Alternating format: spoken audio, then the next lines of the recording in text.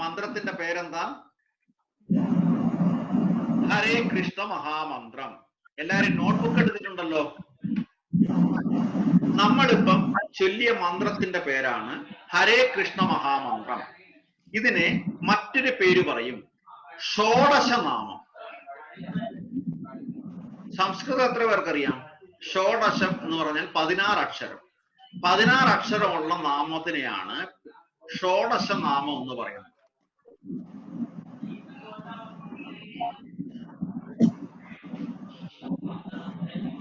ഇപ്പം ഈ 16 അക്ഷര മന്ത്രം വളരെ മഹത്തരമാണ്. ഈ യുഗത്തിനെ നമ്മൾ കലിയുഗം എന്ന് പറയും. 5000 വർഷങ്ങൾ കഴിഞ്ഞു. രാമായണം നടന്നത് ത്രേതായുഗമായിരുന്നു. അതും ഞാൻ പറഞ്ഞു. എന്തോ ആരുടെയാ? അറിയില്ല. ഒരു മിനിറ്റ് നോക്കട്ടെ.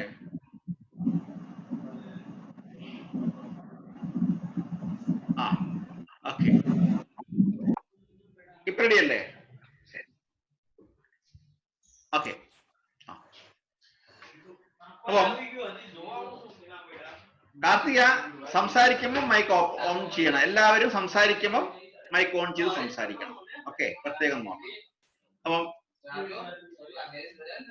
എപ്പോഴും ഞാൻ തന്നെ പറഞ്ഞുകൊണ്ടിരിക്കരുത്.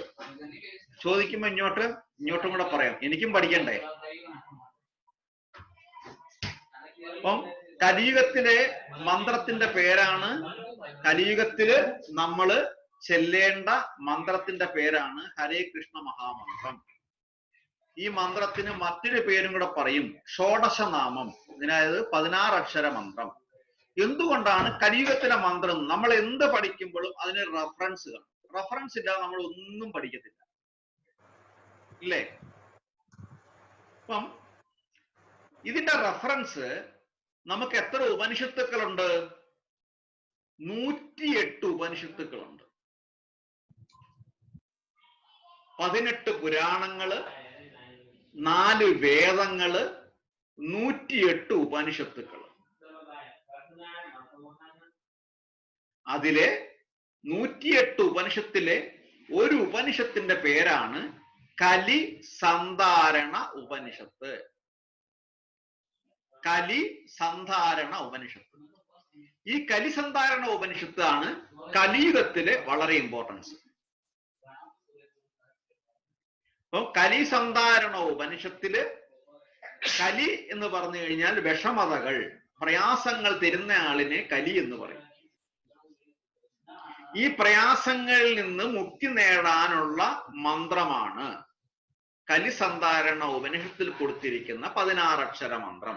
ഹരേ കൃഷ്ണ കൃഷ്ണ കൃഷ്ണ ഹരേ ഹരേ, ഹരേ രാമ രാമ രാമ ഹരേ ഹരേ, ഹരേ കൃഷ്ണ കൃഷ്ണ കൃഷ്ണ ഹരേ ഹരേ, ഹരേ രാമ രാമ രാമ ഹരേ ഹരേ.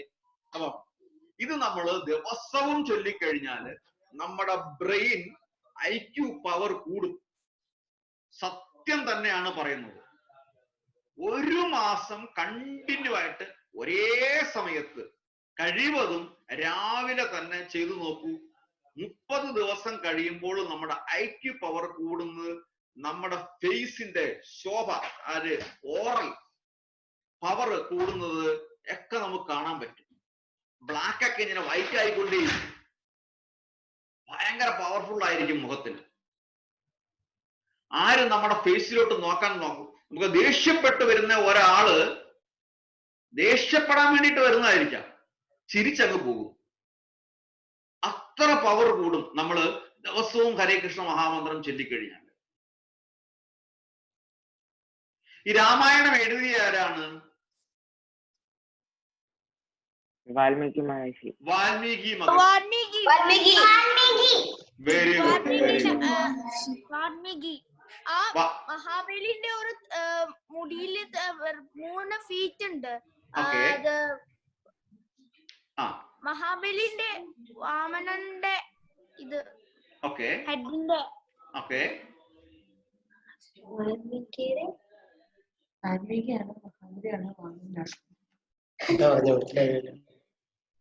ഞാൻ പറഞ്ഞത് വാൽമീകി മഹർഷി അപ്പം മഹാബലിയുടെ കാര്യം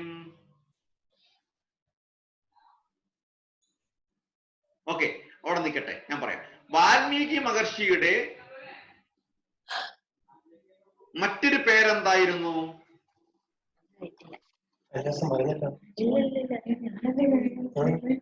വാൽമീകി മഹർഷിയുടെ വാൽമീകി എന്ന പേരിന് തൊട്ട് മുമ്പുള്ള പേരുണ്ട്, എല്ലാവരും വിളിച്ചിരുന്ന പേരെന്തായിരുന്നു?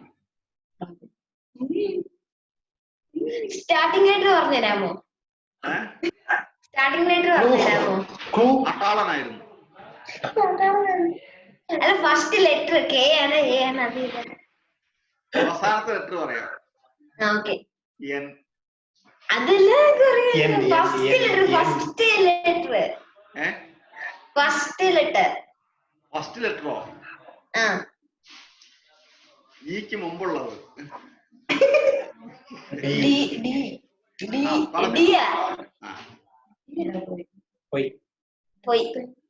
പോയോ? ഫസ്റ്റ് ലെറ്റർ ഏതാ? ഡി ആണോ? അതെ.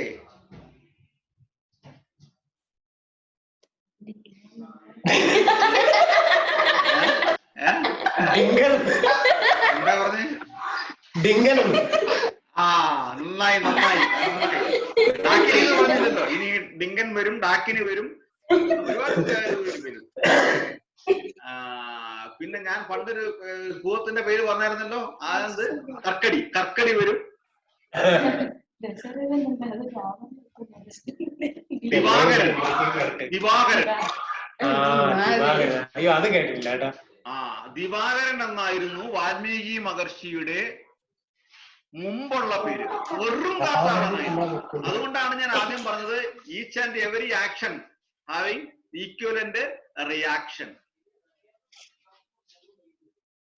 ദിവാകരന് പണ്ട് വെറും കാട്ടാളനായിരുന്നു. എന്ന് പറഞ്ഞാൽ കാട്ടിലായിരുന്നു താമസിച്ചിരുന്നത്. വൈൽഡ് മാൻ.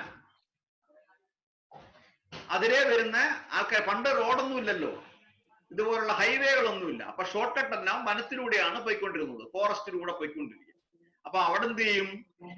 ഈ ദിവാകരൻ ഒളിച്ചിരുന്നിട്ട് അവര് കൊണ്ടുവരുന്ന ഭക്ഷണങ്ങളും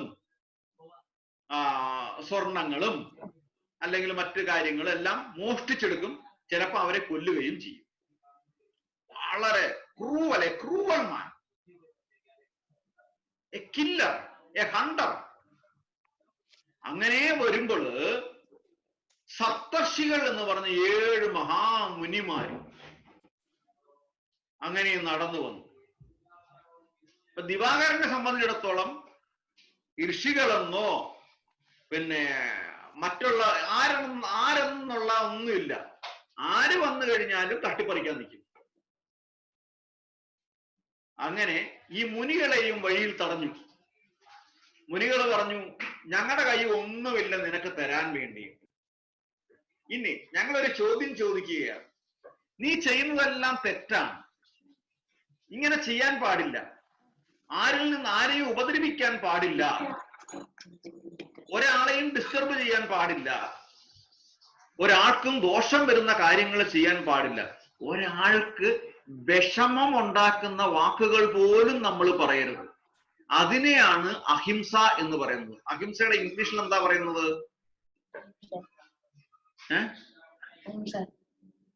നോൺ വയലൻസ്. Non violence. ഒരാൾക്ക് വിഷമം വരുന്ന രീതിയിൽ സംസാരിക്കാൻ പോലും പാടില്ല. അതിനെയാണ് കൃത്യമായിട്ട് നോൺ വയലൻസ് എന്ന് പറയുന്നത്. അല്ലാതെ ഒരാളെ കൊല്ലാതിരിക്കുക എന്ന് മാത്രമല്ല. അഹിംസ എന്ന് പറയുന്നതിനർത്ഥം ഒരാളെ ഗാന്ധിജി വയലൻസാ. അതെ, നോൺ വയലൻസ് ഗാന്ധിജിയാ. യെസ്, മാനസികമായി വിഷമിപ്പിക്കാതിരിക്കുക. അതെ. ഇവിടെ സപ്തർഷികള് ദിവാകരന്റെ അടുത്ത് പറഞ്ഞു, നീ ചെയ്യുന്നത് തെറ്റാണ്, നീ ചെയ്യുന്നതിന്റെ പാപഫലങ്ങൾ നിനക്ക് കിട്ടും.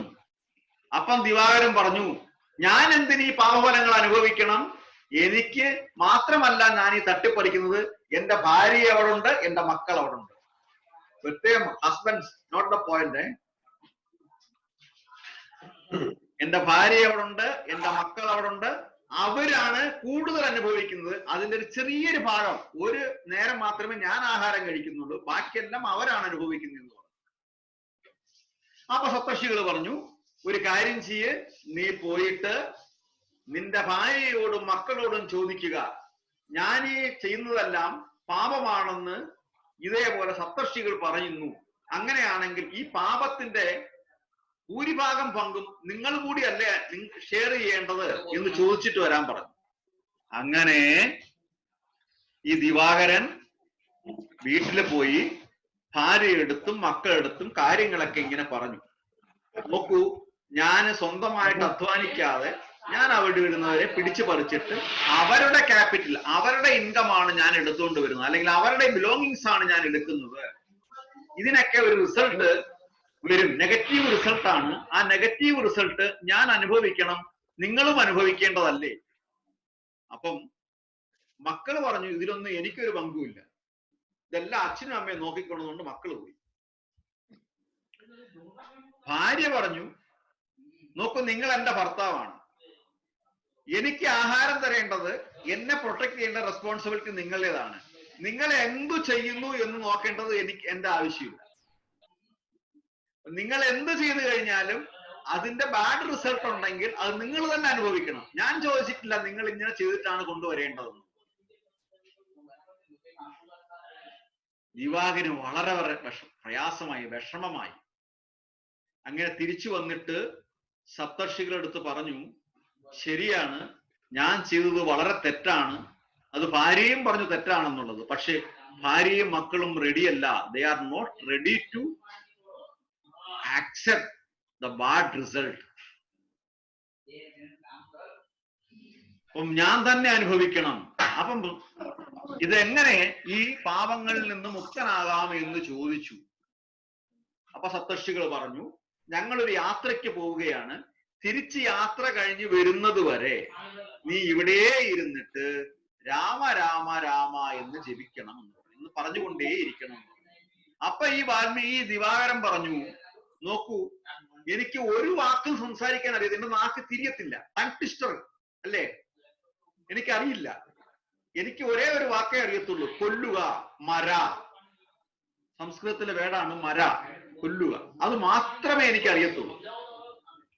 അപ്പൊ സപ്തർഷികൾ പറഞ്ഞു, നീ അത് മാത്രം പറഞ്ഞുകൊണ്ടിരുന്നാ മതി. മര മര മര മര മര മര മര മര മര മര മര മര മര രാമ രാമ രാമ പാഹിമാ, രാമ രാമ രാമ രാമ രാമ രാമ പാഹിമാം, രാമ രാമ രാമ പാഹിമാം.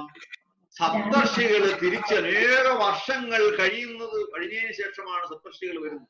അപ്പോഴും വാൽമീകി മഹർഷി ദിവാകരൻ അവിടെ ഇരുന്ന് രാമനാമം ജപിക്കുകയായിരുന്നു. അദ്ദേഹത്തിന് അറിയില്ല ഇത് രാമനാമമാണെന്ന്. മര ജപിച്ചു, പക്ഷേ രാമ രാമ എന്ന് മാറി മാറി.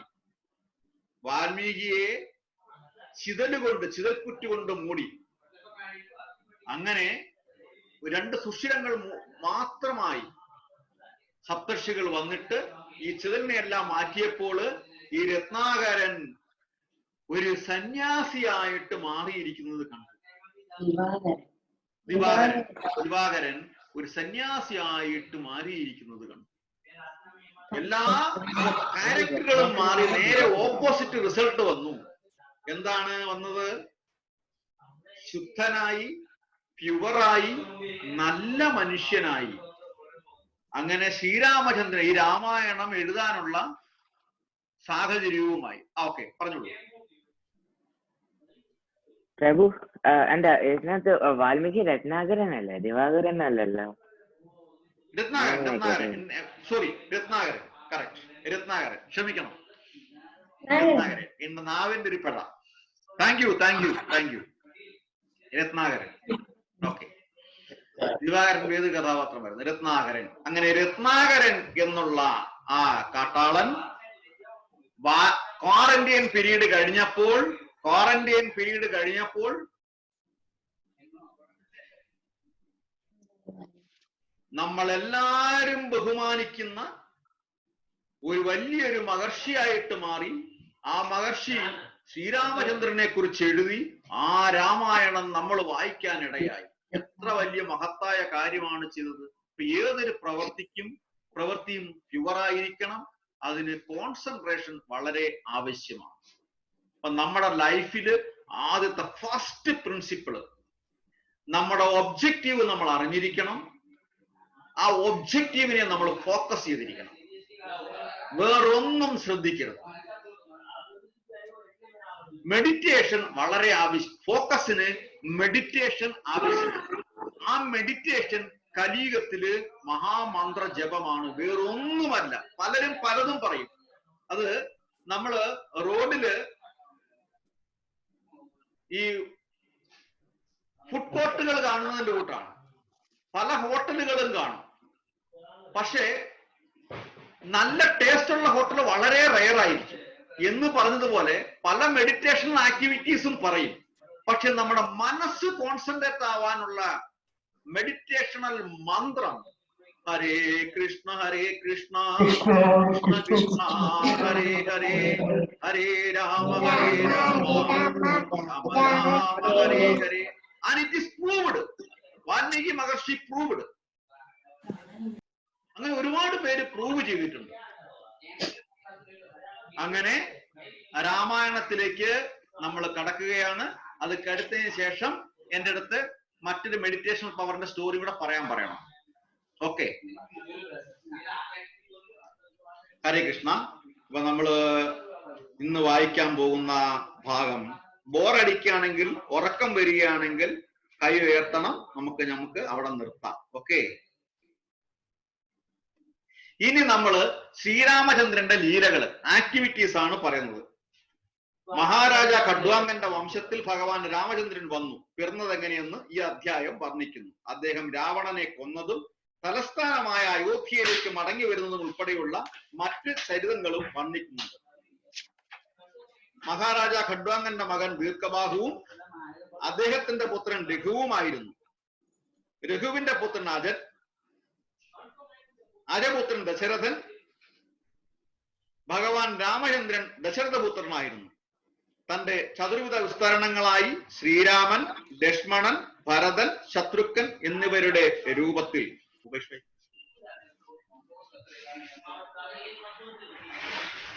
ഭഗവാൻ ഭൂമിയിലേക്ക് ഇറങ്ങി വന്നപ്പോൾ പരമസത്യത്തെക്കുറിച്ച് പരമസത്യം, ദ അബ്സല്യൂട്ട് ട്രൂത്ത്, പരമസത്യത്തെക്കുറിച്ച് കൃത്യമായി അറിവുള്ള വാൽമീകിയെ പോലുള്ള മഹാമുനിമാർ അദ്ദേഹത്തിന്റെ ദിവ്യലീലകൾ വർണ്ണിച്ചു. ക്ഷീരസുഖദേവ ഗോസ്വാമി ഈ ലീലകളെ ചുരുക്കി വിവരിക്കുന്നു. അപ്പൊ രാമായണം ഞാൻ നേരത്തെ വായിച്ചത് വാൽമീകി എഴുതിയത്. അപ്പൊ വാൽമീകി രാമായണത്തെ സമ്മറൈസ് ചെയ്ത് ശ്രീമദ് മഹാഭാഗവതത്തില് 9th കാണ്ഡോയില് 10:11 വ്യാസമഹർഷി എഴുതിയിരിക്കുന്നു. വ്യാസമഹർഷിയുടെ മകന്റെ പേരാണ് ശുഖദേവ ഗോസ്വാമി. അച്ഛനേക്കാൾ വളരെ പണ്ഡിതനായിരുന്നു, അച്ഛനേക്കാൾ വളരെ ഭക്തനായിരുന്നു. അങ്ങനെ ശുഖദേവ ഗോസ്വാമി ശ്രീരാമചന്ദ്രന്റെ ലീലകളെ കുറിച്ച്, ആക്ടിവിറ്റിയെ കുറിച്ച്, അസ്പീഷ്യസ് ആക്ടിവിറ്റിയെ കുറിച്ച് പറയുന്നു. ആദ്യം ആര് വായിക്കും അടുത്ത പാരഗ്രാഫ്?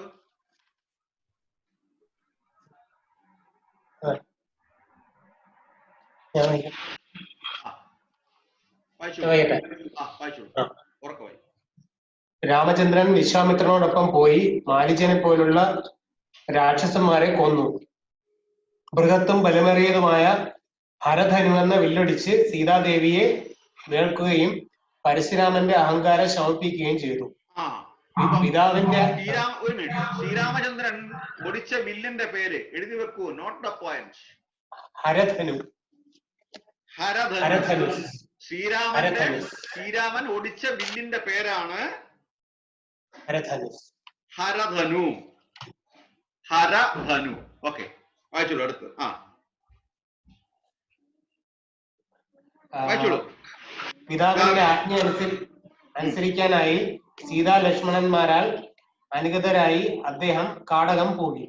അവിടെ വെച്ച് അദ്ദേഹം ശൂർപ്പണഖയുടെ നാസിക ഛേദിക്കുകയും ഖരദൂഷണന്മാരുടെ നേതൃത്വത്തിലുള്ള രാവണ അനുചരന്മാരെ വധിക്കുകയും ചെയ്തു. ശൂർപ്പണഖ രാവണന്റെ സഹോദരിയുടെ പേരാണ് ശൂർപ്പണഖ.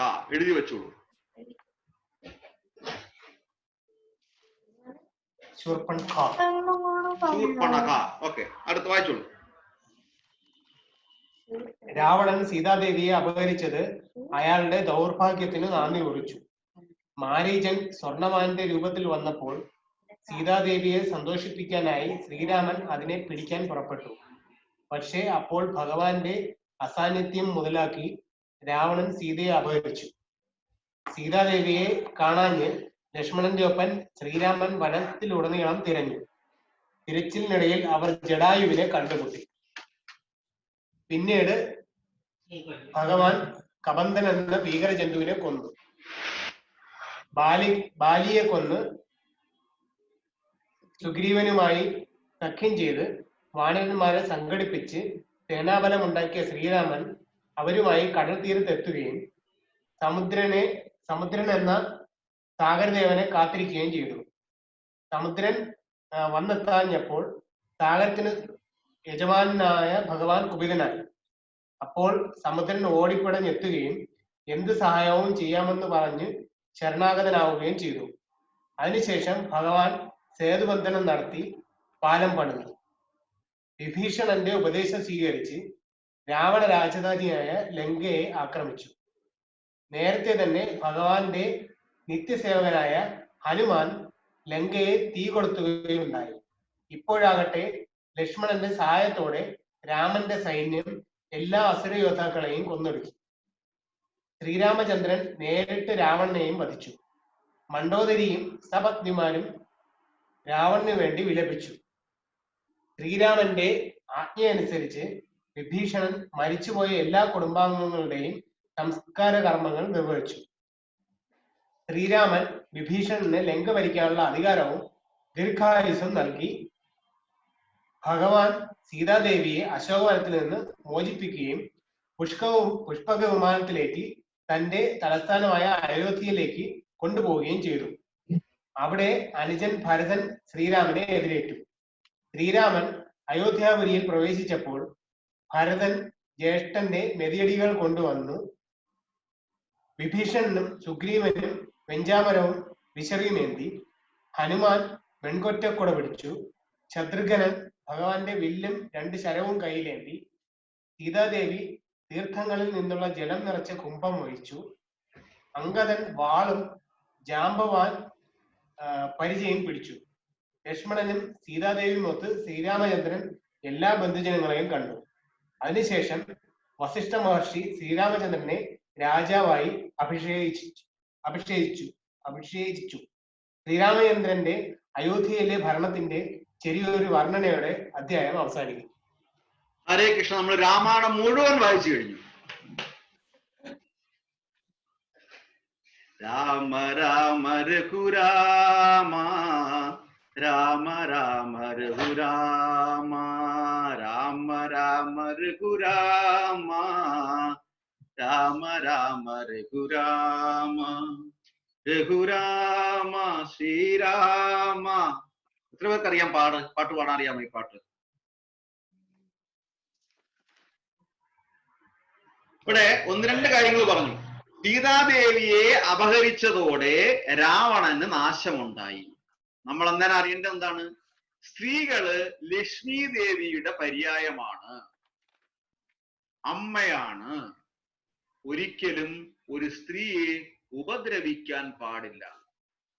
എവിടെ സ്ത്രീക്ക് നാശമുണ്ടാകുന്നുവോ, എവിടെ സ്ത്രീ ഉപദ്രവിക്കപ്പെടുന്നുവോ അവിടെ നാശമുണ്ടാകുന്നു. വളരെ ബഹുമാനത്തോടെ കാണേണ്ടതാണ് സ്ത്രീകളെ. പിന്നെ പറയുന്നത് ബാലിയെ കൊല്ലാനുള്ള കാരണവും അത് തന്നെയാണ്.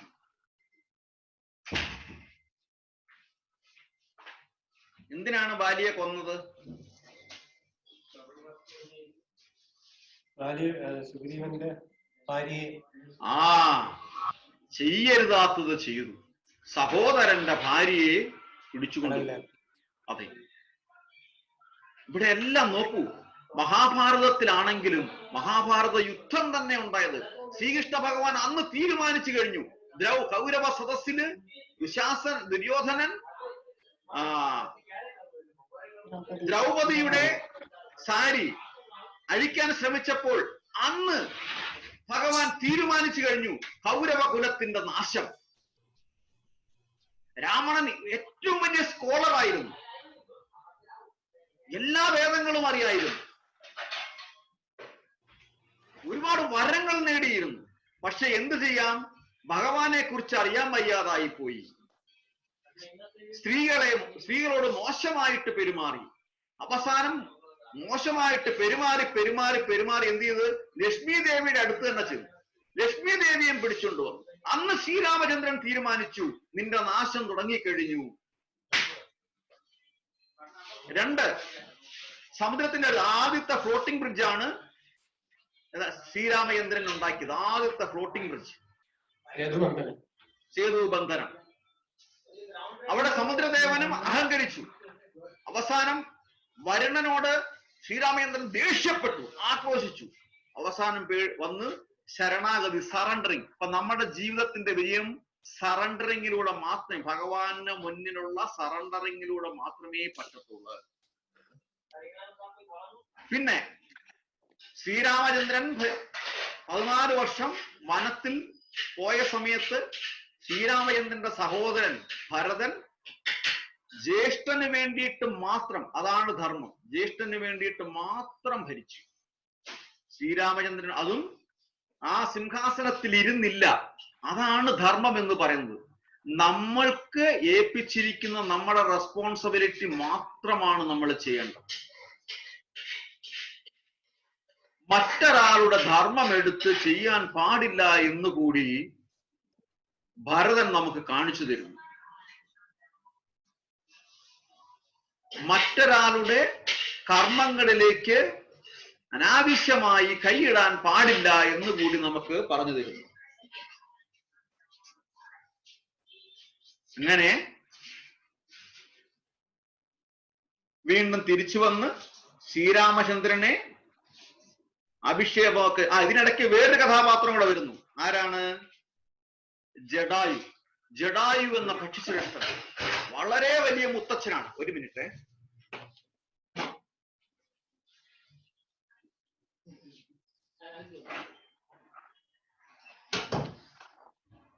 വളരെ വലിയ മുതുമുത്തച്ഛനാണ് ജഡായു. വളരെ പ്രായം ചെന്നതാണ്. സീതാദേവിയെയും കൊണ്ട് രാവണൻ മോഷ്ടിച്ചുകൊണ്ട് വരുന്ന വഴിക്ക് സീതാദേവിയുടെ കരച്ചില്, സീതാദേവി ആരൊന്നും ജഡായുവിനെ അറിയത്തില്ല. പക്ഷെ ഒരു സ്ത്രീയുടെ കരച്ചില്, ആ സ്ത്രീയെ സംരക്ഷിക്കേണ്ടത് നമ്മളുടെ കടമയാണ് എന്ന പക്ഷിശ്രേഷ്ഠൻ എഴുന്നേക്കാൻ കൂടി വയ്യ. അങ്ങനെ ആ ജഡായു രാവണനോട് ഏറ്റുമുട്ടി. ജഡായു തോറ്റു. ജഡായുവിന്റെ ചിറകുകൾ അരിഞ്ഞു. പക്ഷേ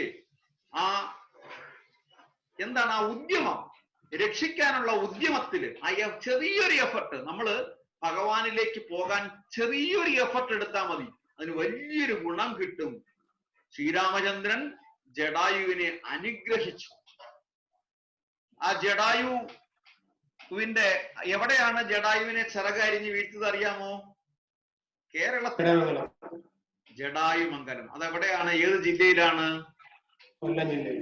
തിരുവനന്തപുരം ജില്ലയില്. കൊല്ലം ജില്ലയില്, തിരുവനന്തപുരം ജില്ലയുടെ ബോർഡർ. അതെ, കൊല്ലം ജില്ലയില്. കൊല്ലം ജില്ലയില് നേരത്തെ ജഡായുമംഗലം എന്നായിരുന്നു പേര്. ഇപ്പൊ അത് പറഞ്ഞ് ചടയമംഗലത്തായി. നോക്കൂ എത്ര വൃത്തികെട്ടായി പോയി. അപ്പം ഇതെല്ലാം വിത്ത് എവിഡൻസ് ആണ്. പൗരാണിക ചരിത്രമെല്ലാം എവിഡൻസ് ആണ്. അങ്ങനെ ശ്രീരാമചന്ദ്രൻ വീണ്ടും അയോധ്യയില് രാജാവായി. അടുത്ത അധ്യായത്തിലേക്ക് നമ്മൾ പോകും. അപ്പൊ രാമായണത്തെ കുറിച്ച് നമ്മൾ ഏകദേശം അറിഞ്ഞു കഴിഞ്ഞു. ഇനി മെഡിറ്റേഷണൽ പവർ. ഇവിടെ ഒരു ശ്ലോകം കൂടെ രാമായണത്തിൽ വായിക്കാം. ഇങ്ങനെ വനത്തിൽ കഴിഞ്ഞിരുന്ന സമയത്ത് ലക്ഷ്മണനും ഗുഹനുമായിട്ട് ഒരു സംവാദമുണ്ട്. അപ്പൊ അങ്ങനെ ഞാൻ നേരത്തെ ഗുഹന്റെ കഥ പറഞ്ഞിരുന്നു. അപ്പൊ ഗുഹനോട് ലക്ഷ്മണൻ പറയുകയാണ്, ഗുഹൻ കാട്ടാളനായിരുന്നു, ശ്രീരാമചന്ദ്രന്റെ വളരെ വലിയ ഭക്തനുമായിരുന്നു. അപ്പൊ ഗുഹനോട് ലക്ഷ്മണൻ പറയുന്നതാണ്, ദുഃഖസുഖങ്ങൾ ദാനം ചെയ്വതിനാരും ഉൾക്കാമ്പിലോട്ടു കണ്ടാലില്ല നിർണയം. ഏകൻ മമ സുഖദാത ജഗതി മറ്റേകൻ മമ ദുഃഖദാത വിധിവൃത. തോന്നുന്നതജ്ഞാന ബുദ്ധികൾക്കെപ്പോഴും തോന്നുകയില്ല ബുധന്മാർക്കേതുമേ. ഞാനിതിനിന്നു കർത്താവെന്നു തോന്നുന്നു മാനസതാരിൽ വൃഥാഭിമാനേനകേ. ലോകം നിജ കർമ്മസൂത്രബദ്ധം ലോകേ നിജ കർമ്മസൂത്രബദ്ധം സഹേ. ഭോഗങ്ങളും നിജ കർമാനുസാരികൾ. ഇത്ര മിത്രമാരുദാസീന ബാന്ധവദ്വേഷ മധ്യസ്ഥ സുർജന ഭേദ ബുദ്ധിഭ്രമം ചിത്രമത്രേ നിരൂപിച്ചാൽ സ്വകർമ്മങ്ങൾ എത്ര വിഭാവൃതേ തത്ര യഥാ തഥാ. സ്വകർമ്മങ്ങൾക്കനുസരിച്ചായിരിക്കും, നമ്മൾ ചെയ്യുന്ന കർമ്മങ്ങൾക്കനുസരിച്ചായിരിക്കും അതിന്റെ ഫലങ്ങളും കിട്ടുന്നത്. ആർക്കെങ്കിലും ബോറടിച്ചോ? ആരെങ്കിലും ബോറടിച്ചോ? ഒരു 5-6 മിനിറ്റ് കൂടി ഇരിക്കാൻ പറ്റത്തില്ലേ? ഓക്കെ. അപ്പം നമ്മള് രാമായണത്തിൽ പഠിച്ചത് നല്ലത് മാത്രം ചെയ്യുക, ചെയ്യുന്ന കാര്യങ്ങളിൽ കോൺസെൻട്രേഷൻ വേണം, ശ്രദ്ധ വേണം. അനഭി ശ്രദ്ധ വേണം. ഹരേ കൃഷ്ണ. അപ്പം നമ്മളെ ശ്രദ്ധയോടെ ചെയ്തു കഴിഞ്ഞാൽ 100% സക്സസ്. അപ്പൊ ശ്രദ്ധ വേണം എന്നുണ്ടെങ്കിൽ മെഡിറ്റേഷണൽ പവർ വളരെ ആവശ്യമാണ്. അപ്പൊ അതിനൊരു കഥ പറയാം. നേരത്തെ പറഞ്ഞിട്ടുള്ളതാണെങ്കിൽ പറയണം എൻ്റെ അടുത്ത്. ഒരു ഇംഗ്ലീഷ് സ്റ്റോറിയാണ്. The bet. എഴുതിയത് ആൻഡൻ ഡിക്കോ ആണ്. നടന്ന സംഭവമാണ്, വെറും കഥയല്ല, കൃത്യമായിട്ട് നടന്ന ഒരു കഥയാണ്. 2 സുഹൃത്തുക്കൾ തമ്മിലുള്ള ഒരു കോൺവെർസേഷൻ ആണ്. 2 ഇന്റിമേറ്റ് ഫ്രണ്ട്സ്. ആ ഇന്റിമേറ്റ് ഫ്രണ്ട്സ് പറയുകയാണ്, ഒരാള് പറയുന്നു ജീവപര്യന്തം തടവ് ശിക്ഷ. ഇതിന്റെ ഇംഗ്ലീഷ് എന്താ പറയുന്നത്? Life time imprisonment. എന്തോ? Life time imprisonment. Life time imprisonment. സാധാരണഗതിയിൽ എത്ര വർഷമാണ്? 14. ലൈഫ് ടൈം ആണ്, പക്ഷേ 14 ഒക്കെ ആകുമ്പോ വിടും. ഓക്കെ. എത്രയാണ് പറഞ്ഞിരിക്കുന്നത്? കൃത്യം 14 വർഷം. 14. Okay. Life time imprisonment. Okay. ഒരാള് പറഞ്ഞു വധശിക്ഷ. വധശിക്ഷ എന്താ ഇംഗ്ലീഷ് എന്താ പറയുന്നത്?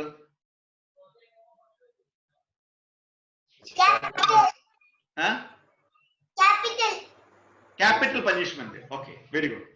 അപ്പം life time imprisonment, capital punishment, ഇതിൽ ഏതാണ് നല്ലത് എന്നുള്ളതാണ് തർക്കം. ഇതാണ് ഡിബേറ്റ്. Okay, debate starter. ഒരാള് പറയുന്നു ലൈഫ് ടൈം ഇംപ്രിസൺമെന്റ് ആണ് ബെസ്റ്റ്, അല്ല ക്യാപിറ്റൽ പനിഷ്മെന്റ് ആണ് ബെസ്റ്റ്. ചോയ്സ് നിങ്ങൾക്കാണ്, ഏതാണ് നല്ലത്? പറഞ്ഞോളൂ.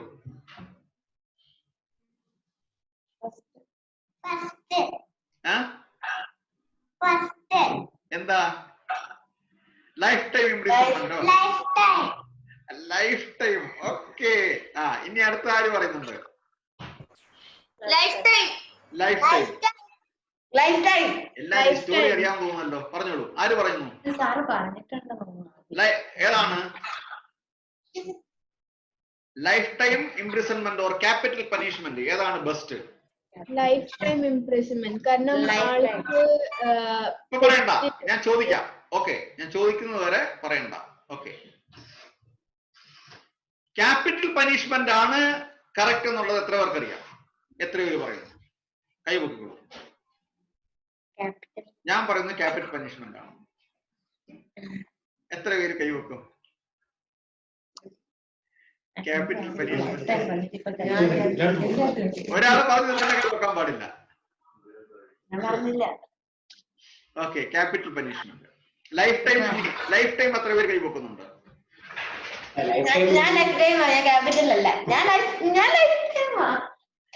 എത്ര പേര് ഞാൻ കണ്ടില്ല. ഒന്നുകൂടെ life time. Okay, 1 life time imprisonment, 2, 3,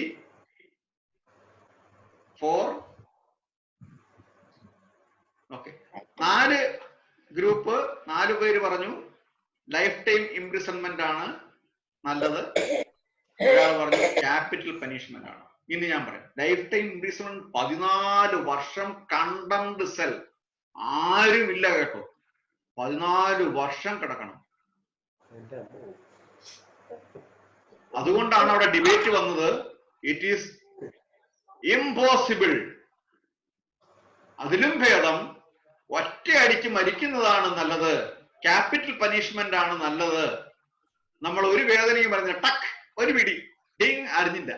മറ്റേന്ന് പറഞ്ഞാൽ 14 വർഷം പുറത്തോട്ടിറങ്ങാൻ പറ്റത്തില്ല. ലോക്ക്ഡൌൺ ആയിട്ട് എല്ലാവരും പുറത്തോട്ടിറങ്ങി പോകുന്നുണ്ട്. അപ്പോഴാണ് 14 വർഷത്തിൽ ഡിബേറ്റ് സ്റ്റാർട്ട് ചെയ്തത്. ഇത് പ്രൂവ് ചെയ്യണം. ഒരാൾ പറഞ്ഞു ലൈഫ് ടൈം ഇംപ്രിസൺമെന്റ് ആണ്, ഒരാൾ പറഞ്ഞു ക്യാപിറ്റൽ പനിഷ്മെന്റ് ആണ്.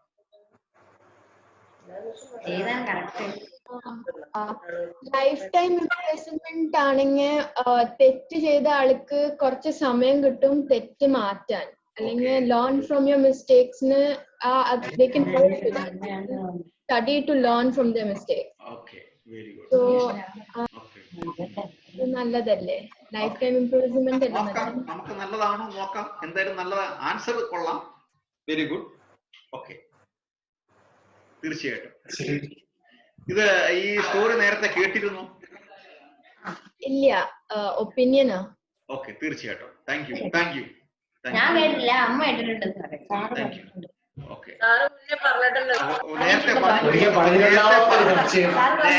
നേരത്തെ പറഞ്ഞിട്ടുള്ള കേട്ടവരെ ഇനി ആൻസർ പറയണ്ട.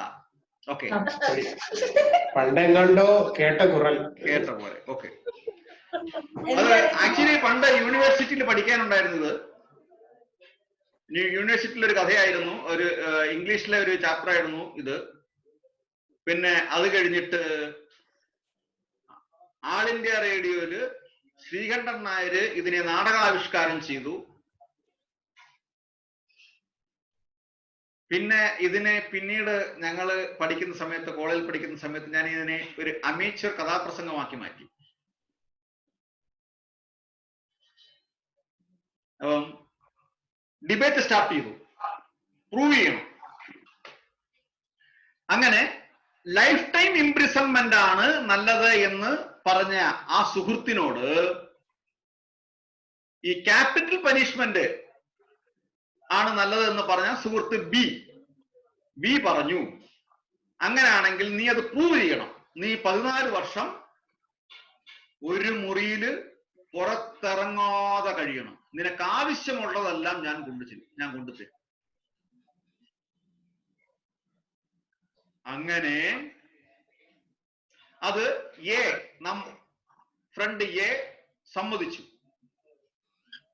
പക്ഷേ തോറ്റു കഴിഞ്ഞാൽ അവിടെ ഒരു ഉപാധി വെച്ചു. തോറ്റു കഴിഞ്ഞാൽ നിന്റെ എല്ലാ പ്രോപ്പർട്ടീസും എനിക്ക് തരണം. നോക്ക്, കൗരവ പാണ്ഡവ യുദ്ധം പോലെ അല്ലേ, ശകുനി കാണിച്ച പണി പോലെയാണ്. നിന്റെ എല്ലാ പ്രോപ്പർട്ടീസും എനിക്ക് തരണം. അതല്ല, നീ ജയിച്ചു കഴിഞ്ഞാൽ എന്റെ പ്രോപ്പർട്ടീസ് എല്ലാം ഞാൻ നിനക്ക് തരും. സമ്മതിച്ചു. രണ്ടുപേരും പരസ്പരം സമ്മതിച്ചു. അങ്ങനെ നമ്പർ എ കണ്ടംപ്റ്റ് സെല്ലിലോട്ട് പോയി. ആരും പുറത്തിറങ്ങാനേ പറ്റത്തില്ല. വാതിലുകളും ജനലുകളും പുറത്തുനിന്ന് കൃത്യമായിട്ട് അടച്ചിരിക്കുകയാണ്, ലോക്ക് ചെയ്തിരിക്കുകയാണ്. ആവശ്യപ്പെടുന്ന ആഹാരങ്ങളെല്ലാം കൊണ്ടു കൊടുക്കും. അങ്ങനെ ആദ്യത്തെ കുറെ വർഷങ്ങള് സുഖകരമായ രുചികരമായ ഭക്ഷണങ്ങൾ മാത്രം ചോദിച്ചു.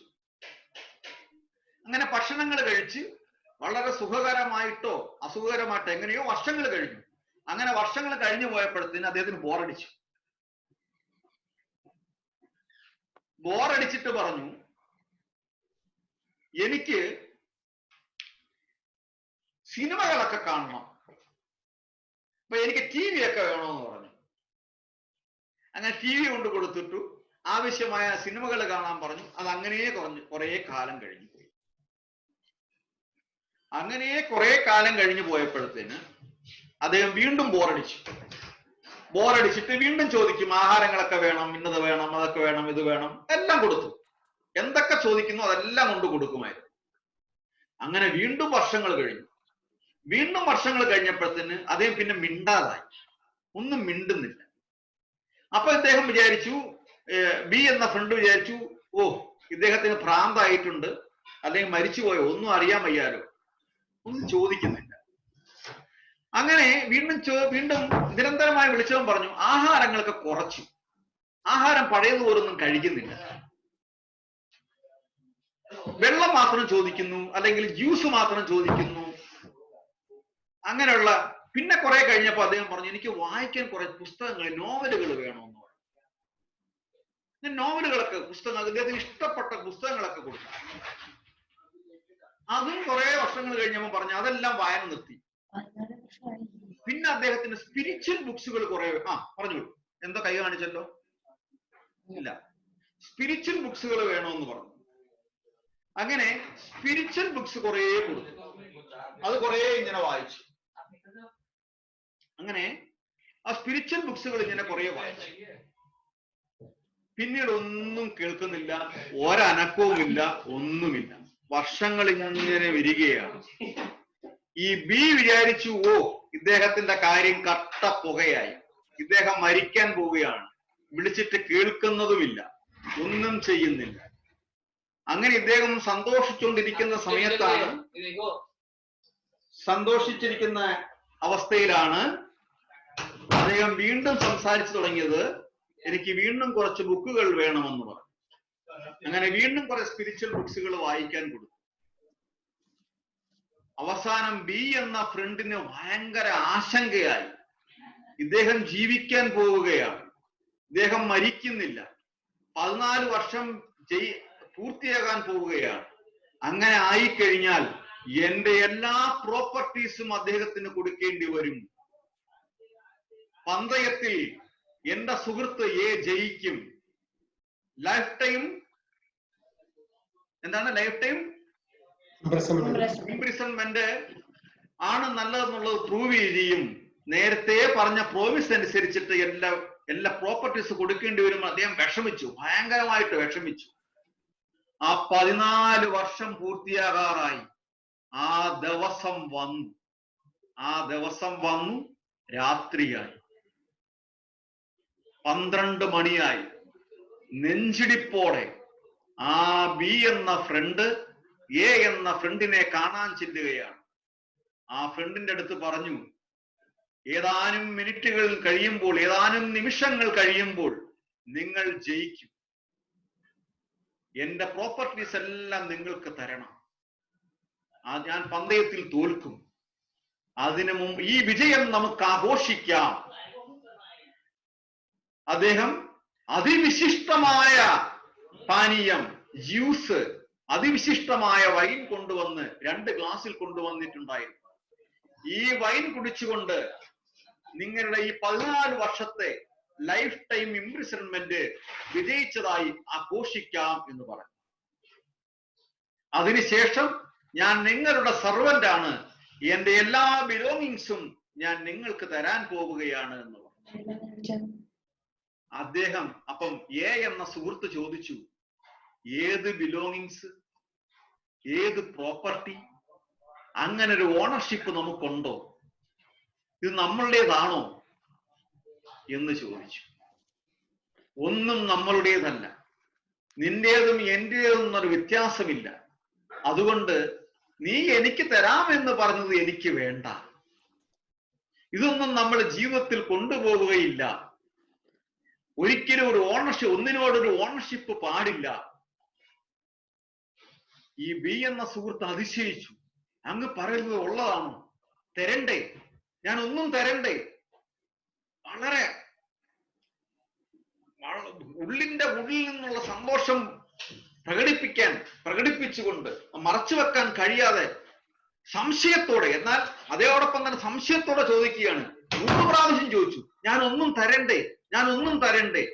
എന്ന സുഹൃത്ത് പറഞ്ഞു, ഒന്നും തരണ്ട, ഒന്നും നമ്മളുടേതായിട്ട് അല്ലാത്ത ഒന്നും നമുക്ക് ഓക്കെ.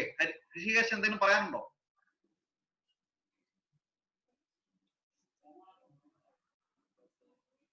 മ്യൂട്ടാണ്.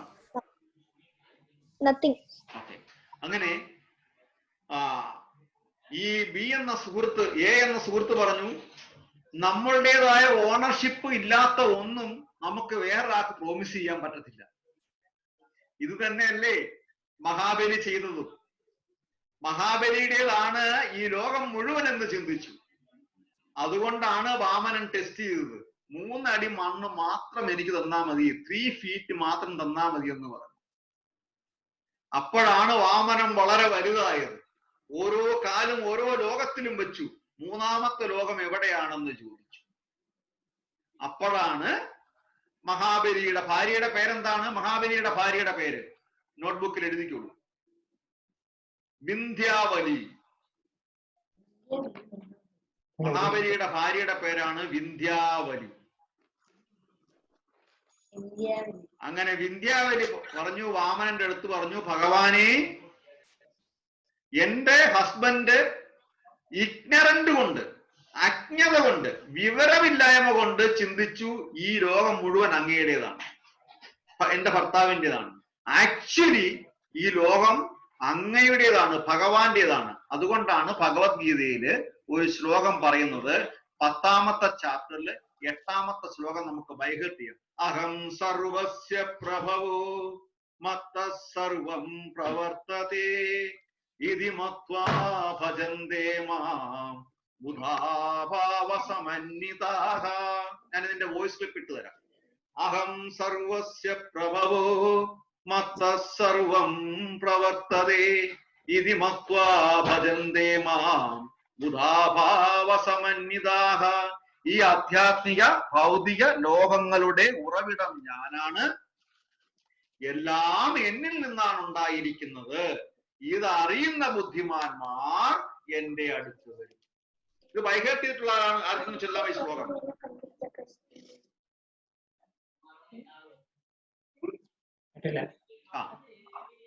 ഒരാൾ ചൊല്ലിക്കോളൂ.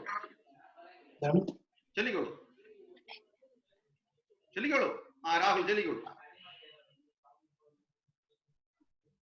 ചാപ്റ്റർ ഏതായിരുന്നു?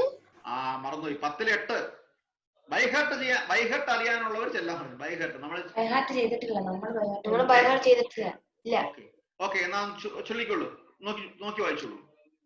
അഹം സർവസ്യ പ്രഭാവോ മത്തഃ സർവം പ്രാവർത്തതേ ഇതി മത്വാ ഭജന്തേ മാം ബുദ്ധഭാവാ സമാൻവിതാഃ. അതിന്റെ ഇംഗ്ലീഷ് ട്രാൻസ്ലേഷൻ വായിച്ചോളൂ. I am the source of all spiritual and material worlds. Everything emanates from me. The wise who perfectly know this engage in my devotional service and worship me with all their hearts. അപ്പൊ ആരാണോ ownership, അവരെ നമ്മൾ ധ്യാനിച്ചു കഴിഞ്ഞാൽ നമുക്കുള്ളതെല്ലാം നമുക്ക് കിട്ടും. അച്ഛനും അമ്മയും പറയുന്നത് കേട്ട് നമ്മൾ പോയി കഴിഞ്ഞാൽ നമുക്ക് തരാനുള്ളതെല്ലാം അച്ഛനും അമ്മയ്ക്കേ പറ്റത്തുള്ളൂ. അപ്പൊ അച്ഛനും അമ്മയും തരും. അപ്പൊ ആദ്യം നമുക്ക് വേണ്ടത് എന്താണ്? We have to obey, we have to follow parents. എന്താണ് അവര് പറയുന്നത് അതേപോലെ നമ്മൾ ചെയ്യുമ്പോൾ നമ്മൾ ആഗ്രഹിക്കുന്ന കാര്യം നമ്മൾ അച്ഛനും അമ്മയും ചെയ്തു തരും. ആഗ്രഹിക്കുന്നത് ആവശ്യമുണ്ടെങ്കിൽ ഇഫ് ഇറ്റ് ഈസ് നെസസറി. ഇവിടെ എ എന്ന ഫ്രണ്ട് പറഞ്ഞതില് ബി എന്ന ഫ്രണ്ടിന് ക്യാപിറ്റൽ പനിഷ്മെന്റ് ആണ് നല്ലതെന്ന ഫ്രണ്ടിന് വളരെ സന്തോഷമായി. എന്നിട്ട് എ പറഞ്ഞു, ഓക്കെ, നമുക്ക് ഈ വിജയം ആഘോഷിക്കാം എന്ന്. ആഘോഷിക്കാൻ വേണ്ടി വന്നതല്ലേ, നമുക്ക് നീ കൊണ്ടുവന്ന അതിവിശിഷ്ടമായ ഈ വൈൻ എടുത്ത് കുടിച്ച് നമുക്ക് ആഘോഷിക്കാം എന്ന് പറഞ്ഞിട്ട് ഈ എ എന്ന ഫ്രണ്ട് ഒരു ആ ഗ്ലാസ്സിലെ വൈൻ എടുത്ത് ചുണ്ടോട് ചേർപ്പം, നോ, അരുത്, കുടിക്കരുത് എന്ന് ബി എന്ന ഫ്രണ്ട് പറഞ്ഞു. അപ്പൊ എ എന്ന സുഹൃത്ത് പറഞ്ഞു, നമ്മൾ ആഘോഷിക്കാനല്ലേ നീ വൈൻ കൊണ്ടുവന്നത്, നമുക്ക് രണ്ടുപേർക്കും ഇത് കുടിക്കണ്ടേ എന്ന് പറഞ്ഞു.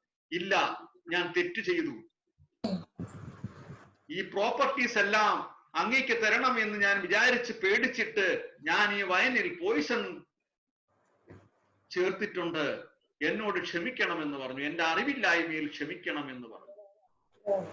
അങ്ങനെ അവിടെ ഈ എന്തോ ഇതുണ്ടോ കാർത്തിക് ഗിരീഷ് നായർ എന്ന് പറഞ്ഞ ആ കുട്ടി കൃഷ്ണനെ ആ വെരി ഗുഡ് വെരി ഗുഡ്. ഹരേ കൃഷ്ണ. സൂപ്പർ ആയിട്ടുണ്ട്. ബ്യൂട്ടിഫുൾ. ഇതാണ് എന്റെ കോൺസെൻട്രേഷൻ. നമ്മുടെ മനസ്സിൽ കോൺസെൻട്രേഷൻ വരുമ്പോൾ നമുക്ക് ഭഗവാനെ വരയ്ക്കാനും ഒക്കെ നമുക്ക് പറ്റും. നോക്കൂ, അപ്പോൾ ഇതാണ് അതിന്റെ വിശേഷം. നമ്മൾ ക്വാറന്റൈനിലാവുമ്പോൾ നമ്മൾ ആ സ്പിരിച്വൽ ആക്ടിവിറ്റീസ് മെഡിറ്റേഷനിലോട്ട് പോകുമ്പോൾ നമ്മുടെ മൈൻഡ് പ്യുവർ ആകും, നമ്മുടെ മൈൻഡ് കൂടുതൽ സ്ട്രോങ് ആകും. അങ്ങനെ നമ്മൾ ഫിൽട്ടറൈസ് ചെയ്തിട്ട് എല്ലാ ബാഡ് തിങ്സും നമ്മളെടുത്ത് പുറത്തു കളയും. അപ്പോൾ life time imprisonment or capital punishment? Life time. എല്ലാവർക്കും നല്ല എന്നേക്കാൾ നല്ല നോളജ് ഉണ്ടെന്ന് മനസ്സിലായി. Thank you thank you thank you. Life time imprisonment ആണ് നല്ലതെന്ന് എല്ലാവരുടെയും ഇന്റലിജന്റ് സൂപ്പർ സൂപ്പർ സൂപ്പർ. ഹരേ കൃഷ്ണ. Thank U. ഇന്ന് നമ്മുടെ രാമായണം ഇന്ന് ഇവിടെ ശോഭനമായി നമുക്ക് ഇന്ന് ഇവിടെ നിർത്താം. വീണ്ടും അടുത്ത ആഴ്ച ശ്രീരാമചന്ദ്രന്റെ കഥകളിലേക്ക് നമുക്ക് അടുത്ത ആഴ്ച പോകുന്നു. എന്തെങ്കിലും പറയാനുണ്ടോ? ആക്ഷേപങ്ങളും അഭിപ്രായങ്ങളും എന്നോട് നേരിട്ട് വിളിച്ച് പറയാം, പേഴ്സണലായിട്ട് മെസ്സേജ് അയക്കാം, ഗ്രൂപ്പിന് മെസ്സേജ് ഇടാം. ഹരേ കൃഷ്ണ. ഹരേ കൃഷ്ണ. വേറെന്തുണ്ട് വിശേഷങ്ങള്?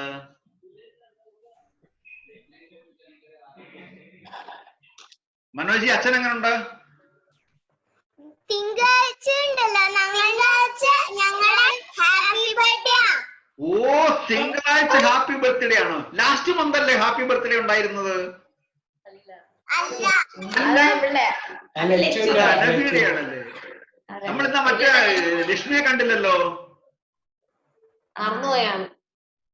ഒന്ന് ഓർമ്മിപ്പിക്കണേ. നമ്മൾ ഗ്രൂപ്പിൽ ഇട്ടിട്ടില്ലേ, ആഡ് ചെയ്തിട്ടില്ലേ ലക്ഷ്മിയെ? നോക്കണം. അപ്പൊ തിങ്കളാഴ്ച ഹാപ്പി ബർത്ത്ഡേയാ? ആ, ഫ്രണ്ട്സിന് എന്ത് കൊടുക്കും? ഇത്രയും ഫ്രണ്ട്സ് ഇവിടെ ഇരിക്കുന്നു, ഒരുപാട് ഫ്രണ്ട്സ് ഉണ്ടല്ലോ. എന്ത് കൊടുക്കും? Online cake birthday party. Online കേക്കോ?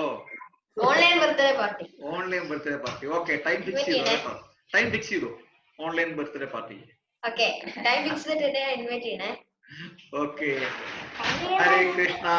അപ്പം രാഹിക്കും രാശിക്കും നമ്മള് പിറന്നാൾ ആശംസകൾ നേരുന്നു. Happy birthday to U.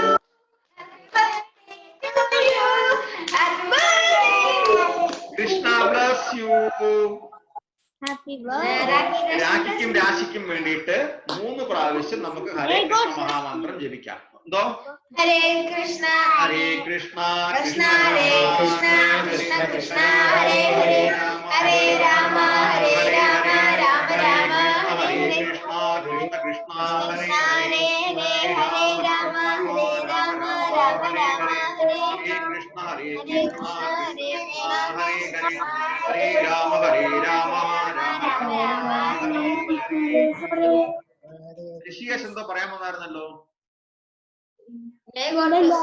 അല്ല, ഓക്കെ. അജൽ കൃഷ്ണൻ ബോറടിച്ചോ? ഇല്ല. ഓക്കെ. ആകാശ്, അർച്ചന, ഓക്കെ, ബോറടിച്ചില്ലല്ലോ. അപ്പം രാഹിയും രാശിയുടെയും കേക്ക് ഇങ്ങനെ വെയിറ്റ് ചെയ്യുന്നുണ്ട്, എങ്ങനെ വരും എന്നുള്ളതാണ്. അനബിയുടെ ഒരു പെൻഡിങ് കിടക്കുന്നുണ്ട്. എന്തോ? ഓൺലൈൻ ആയിരിക്കും. ഓൺലൈൻ ആയിരിക്കും അല്ലേ? Online party. ഓൺലൈൻ പാർട്ടി നമ്മള് സൊമാറ്റോയ്ക്ക് കൊടുക്കാം കൊണ്ടുവരാൻ.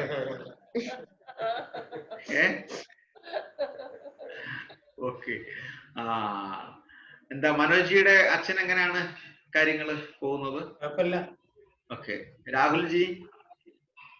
രാഹുൽ അല്ല,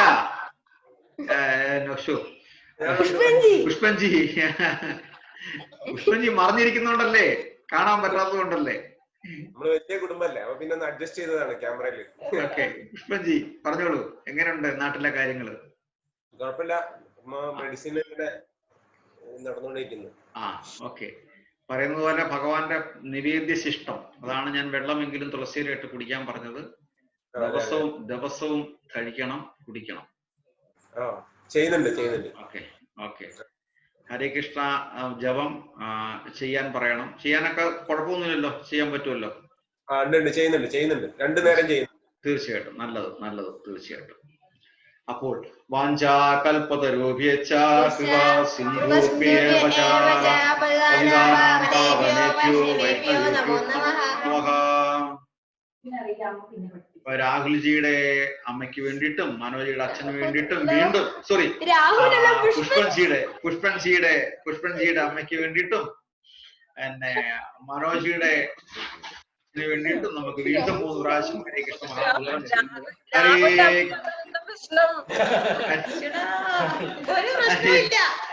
ഭഗവാന്റെ അനുഗ്രഹം വരാൻ വേണ്ടിട്ടാണ് കേട്ടോ. ഹരേ കൃഷ്ണ കൃഷ്ണ കൃഷ്ണ ഹരേ ഹരേ, ഹരേ രാമ രാമ രാമ ഹരേ ഹരേ, ഹരേ കൃഷ്ണ കൃഷ്ണ കൃഷ്ണ ഹരേ ഹരേ, ഹരേ രാമ രാമ രാമ ഹരേ ഹരേ, ഹരേ കൃഷ്ണ കൃഷ്ണ കൃഷ്ണ ഹരേ ഹരേ, ഹരേ രാമ രാമ രാമ ഹരേ ഹരേ. ശാസ്ത്രം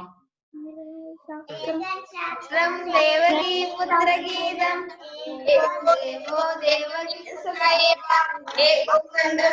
നാമാനി യാനി കർമ്മപ്യേവം തസ്യ ദേവസ്യ സേവ. ഹരേ കൃഷ്ണ കൃഷ്ണ കൃഷ്ണ ഹരേ ഹരേ, ഹരേ രാമ രാമ ഹരേ ഹരേ. അപ്പോൾ നമുക്ക് വീണ്ടും കാണാം. നെക്സ്റ്റ് വീക്ക് 10 അപ്പൊ 9 സ്റ്റാർട്ട് ചെയ്യണം. 10 9 ഹരേ കൃഷ്ണ താങ്ക് യു ഹരേ കൃഷ്ണ 10